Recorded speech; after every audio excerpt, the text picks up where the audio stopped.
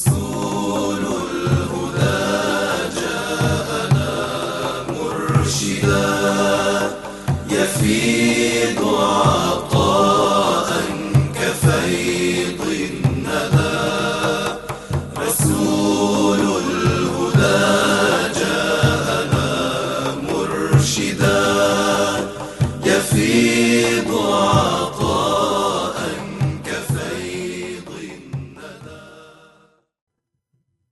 The Book of Purification.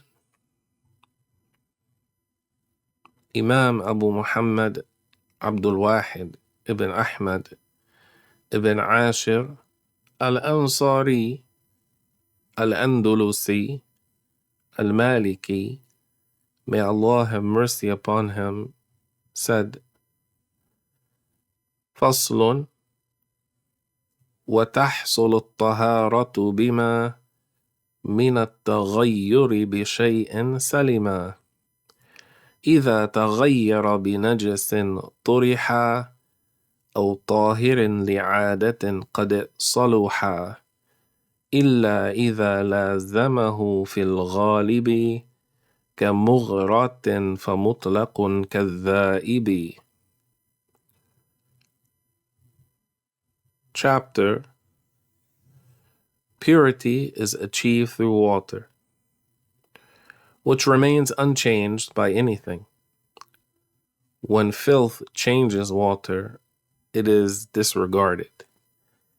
And if it is changed by something pure, it remains suitable for general purposes, except if what changed it was pure and is found along with water in most cases, such as in red clay. Such water is considered pure and purifying, similar to water obtained from melting ice or snow. Purification is achieved by using water that is free from being changed. That is, one of its characteristics, such as its color, taste, or smell, has been changed by something. What is meant by something is a filthy or pure substance. Purification from filth is the removal of filth from the clothing, body, or place.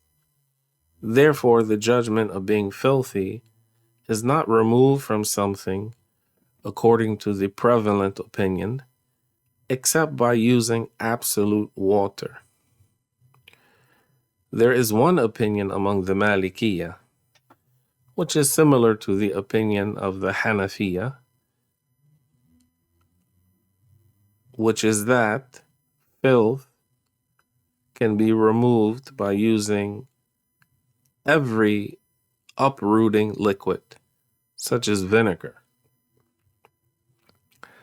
Some Malikiyy have also stated that if there was filth in one's mouth, then one spit several times until the traces were gone, then one's mouth becomes pure, and one does not need to pour water into the mouth. As for the filthy entity, it can be removed by absolute water and other than that. The author's statement includes the purification of ritual impurity, which is wudu and ghusl. Ritual impurity is a form of prevention for all the organs, and that is the major ritual impurity. Otherwise, some of them, that is, some of the organs, are in this state, which is the minor ritual impurity that necessitates wudu. Therefore, the ritual impurity is not lifted in both cases except by using absolute water by unanimous agreement. That is the judgment of water that has not been altered by anything. And no consideration is given to the amount of water, small or large. Furthermore, it does not matter if the water was thrown over the filth or the filth was thrown into the water.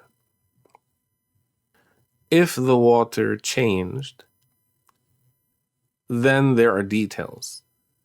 The synopsis is, if the characteristics of the water changed, or even one of them, then either it was changed by something pure, for example, milk or oil, or filthy,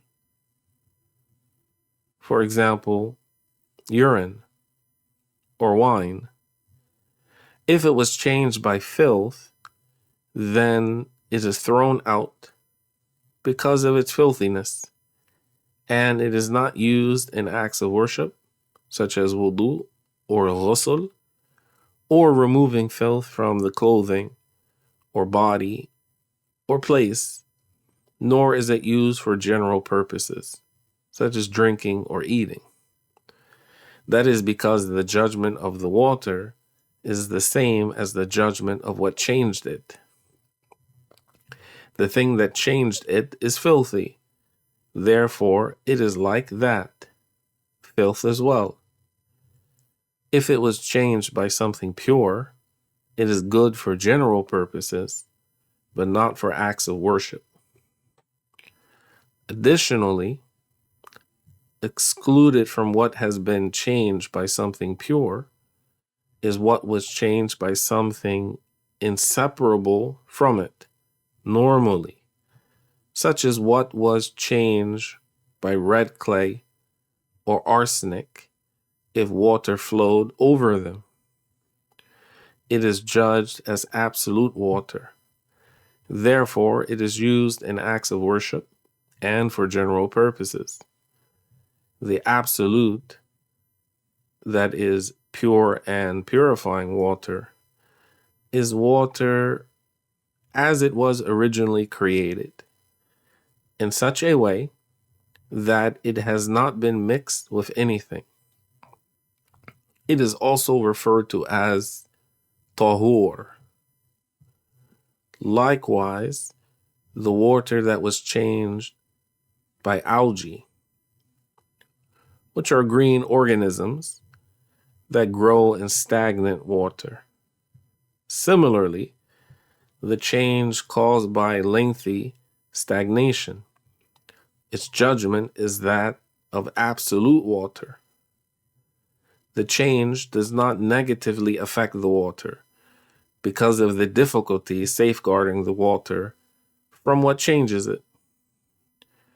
Imam Khalil al-Jundi al-Maliki mentioned that in At-Takrur. As for the snow, hail, and ice melt, the resulting water is also absolute, regardless of whether it was frozen in place or by the action of another. Likewise, salt water is absolute, with the restriction that the salt was not added artificially.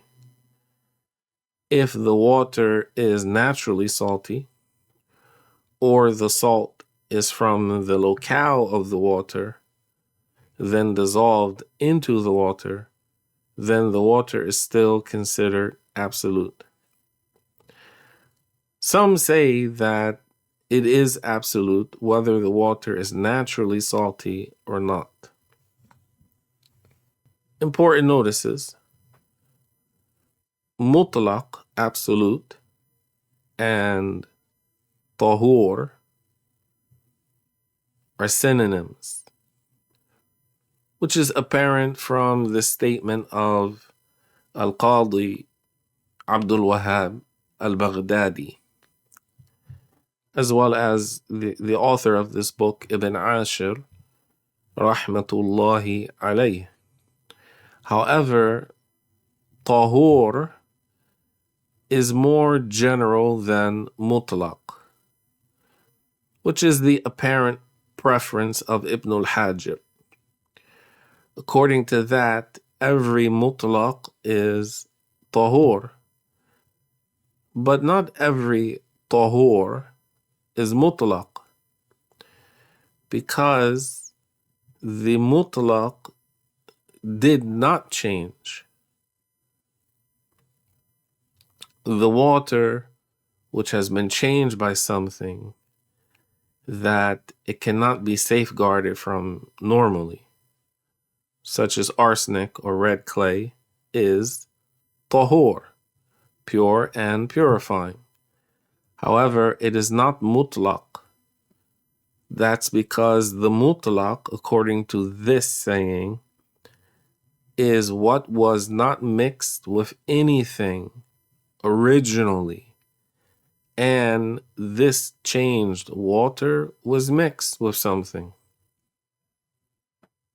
Something else to take note of is Ibn al-Hajib's categorization of water into three types. One, the absolute, which is the water that has not been mixed with anything. Following that in the judgment is the mixed water that cannot be shielded normally, meaning easily.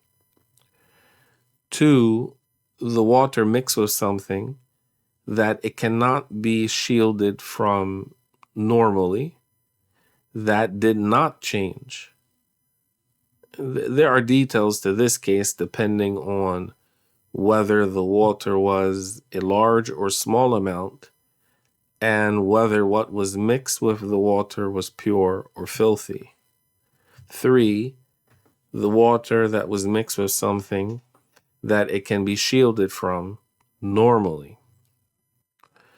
Another thing to take note of is the clarification or clarifying purification of ritual and physical impurities, and how to achieve both by using absolute water or something else. Another is restriction of the author's statement, meaning Ibn Ashir's statement. Purity is achieved. وَتَحْصُلُ الطَّهَارَةُ. To other than istinja. As for istinja, it is enough to lift the judgment of physical impurity by removing the filth with stones and the like, even if water is present. The inclusion of the author's statement regarding what is clear of changes is the changing of the color or taste or smell. Regarding the smell, there's a difference of opinion. Some of the Malikiyy said that the mere change of the smell of the water does not have an effect. However, this is contrary to what is weightful. Another matter to take note of is the clarification of the pure and filthy materials due to the details that have already passed regarding the changing of water by something pure or filthy. Therefore, there's a need to know the difference between what is pure and what is filthy. Extracted from that subject is what animals can be eaten and which cannot be eaten. So they would be excluded from being among the pure that can be slaughtered. Additionally, the parts of the animals and what is prohibited from eating. That is what you do not slaughter. Another is the judgment of removing filth and the description of its removal, along with whether it is detectable or doubtful. Another point of notice is the filthy things which are overlooked due to the difficulty of removing them or avoiding them. Another matter to take note of are the filthy things which are overlooked due to the difficulty of avoiding them. And another is the mentioning of some branches.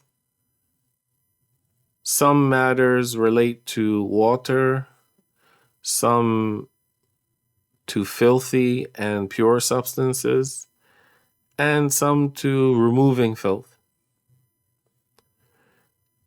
And finally, the mentioning of the analogs, which is the habit of the scholars. The scholars usually mention 8 cases from the chapter of removing filth. What is sufficient to be wiped as opposed to being washed. 8 clothing whose washing is not sought, except in cases of excessiveness. 8 things that are judged as being pure. 8 things that must be done if one remembers, and what is dropped if one forgets. Therefore, if one needs anything among that stuff, one would need to refer to the larger books in the madhab if one wishes. A beneficial matter. According to the Malikiyy, the filth from the dog is its blood, urine, and feces. As for the hadith, إذا ولغ الكلب في إناء أحدكم فليغسله 7 مرات. If the dog lapped in the container of one of you, then let him wash it 7 times. That hadith is a confirmed hadith according to the Malikiyy. However, they said that we take by the apparent meaning. They said that al-wulugh, lapping, is inserting the mouth. Therefore, if the dog inserts its paw into the container, it does not need to be washed. Moreover, the container in reference or is referenced by ina. And what is meant by ina, the container, is the container of water. Therefore, it does not need to be washed if the dog laps from a food container. The Malikiyy continue to say that the order of the Prophet sallallahu alaihi wasallam is not always in order to make something obligatory. Therefore, they disagreed. Is it obligatory or recommended? Some said it is recommended. Some said it is obligatory. And some said the order to wash is not due to the mouth of the dog being filthy. According to both sayings, the dog of the mouth is not filthy, and this difference is in regard to the dog inserting its mouth in a container of water and not the dog inserting its paws. Now, the conditions of purification are 7. The first 2 apply to ritual impurity and are not conditions for the removal of filth. Therefore, if a non-Muslim or a toddler purify the ground from filth, then the area would be pure. The first condition is Islam. Wudu and ghusl are not valid from a non-Muslim. Excluded from this is the female Christian or Jew who bathes after the termination of her menses, or lokia, that is postpartum bleeding, in order for her husband to enjoy her lawfully. And having an intention is not a requirement. Number 2 is mental discrimination. Ritual purification is not valid from a child who has not reached the age of discrimination. Some said it is the age at which a child can independently use the bathroom, eat, drink, and the like. Others said it is when the child understands when being addressed and responds properly when questioned. The exact age varies from child to child. However, it is usually around the age of 6 or 7. Number 3, the absence of a barrier preventing water from reaching the washed area. Oil is not a barrier unless it is solidified on the surface of the skin. Therefore, one is not obligated to remove it with soap or the like prior to washing. Number 4, flowing water.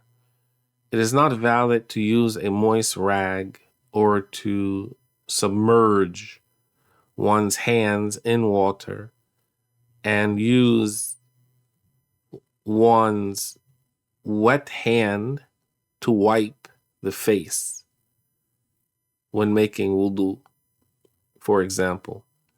Furthermore, this does not mean that the water needs to flow on its own to every single part of what is washed without using an aid.